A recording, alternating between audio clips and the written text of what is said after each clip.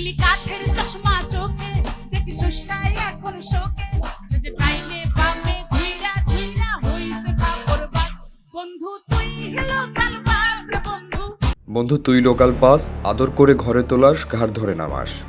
কণ্ঠশিল্পী মমতাজের রাজনৈতিক জীবনে তার নিজের গাওয়া এই গানটি স্বতঃস্ফূর্তভাবে প্রতিফলিত হলো।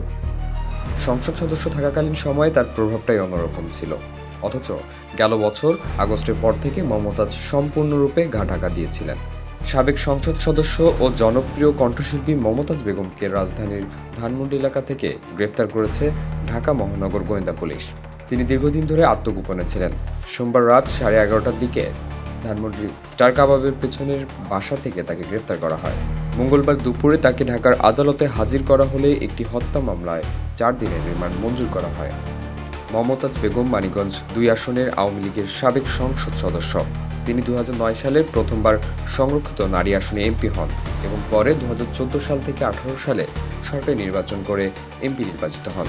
তবে 2024 সালে জাতীয় নির্বাচনে স্বতন্ত্র প্রার্থী জাহিদ আহমেদের কাছে পরাজিত হন। নির্বাচনের পর থেকে তিনি নিজ এলাকায় যাতায়াত কমিয়ে দেন। তার বিরুদ্ধে মানিকগঞ্জের সিংগাইর ও হরিরামপুর থানায় 2টি মামলা রয়েছে।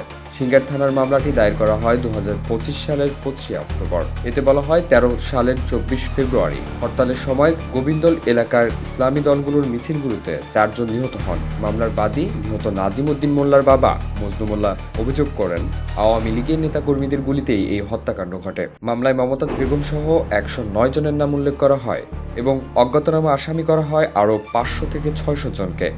অন্যদিকে হরিরামপুর থানার মামলাটি দায়ের করা হয় 2025 সালের 19 অক্টোবর। অভিযোগ অনুযায়ী 2022 সালের 30 মে বিএনপির একটি মাহফিলে হামলা চালানো হয়।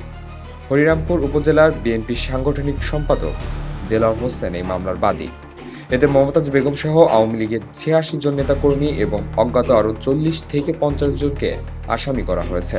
অভিযোগে বলা হয় মিলাদ মাহফিল চলাকালে হামলাকারীরা বিএনপি নেত্রী আফরোজা খানের বাড়ি ভাঙচুর করেন। 2 মামলাতেই মমতাজ বেগমকে প্রধান আসামি করা হয়েছে।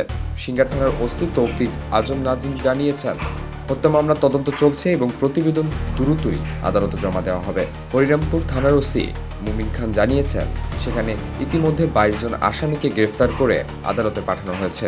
মামলাটি তদন্তাধীন রয়েছে। আমার টিভি, সাইমন ইসলাম।